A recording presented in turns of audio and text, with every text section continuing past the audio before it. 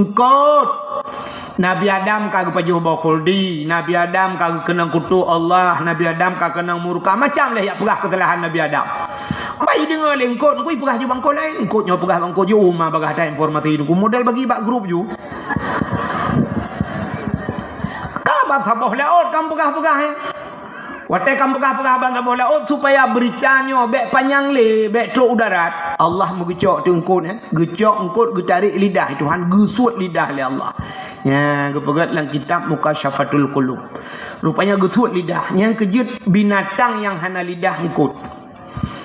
Tidak ulu macam buang lidah. Ikameng na lidah lemo ubi silap sualu lidah. Iku buci ubi silap merado lidah.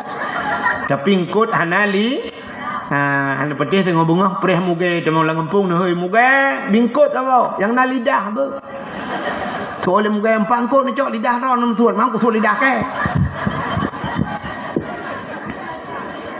Artinya engkau karena maka lu pegat dalam kitab urang saleh jamun-jamun naya rumah ku bab bineh pasing ku bab bineh laut tapi hang ku pajuh ku laut.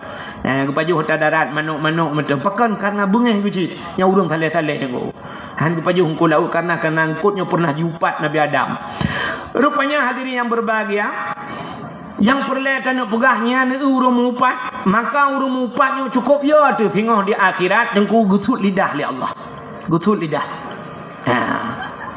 Yang habis ya tu kan di akhirat gusut lidah wate mate ge pekerah lidah itu pekerah lidah itu mate yang kita mucam yang bergagak bergagak kena tengok ejek-ejek gok orangnya tu kudung-kudung ejek apa yang buat TikTok nah urinang kala tak jauh urinang ejek-ejek lo pegak sulung nak gula-ulak agelung nah yang sabah lewat merdunya sabah lagam tu tak lidah yang mate tu tak lidah ke hai gamhai kan idin sampai mati ku hang pidin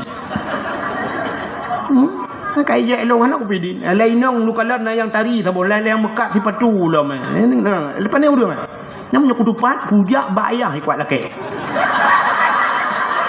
ulake apa hoi pinang ho tabai model-modelnya dum lain badaya beragam ilok ku perah manteng ke masalah hang kapatih hom kapres tengok temate ke tet lidah ipucap le urang ku galak tamu pat tai je ego nya temate tengok ku pucap nang imam la ilaha illallah tu baba tu tet lidah itu biar tulang baba ku tahu nang imam pu ma ko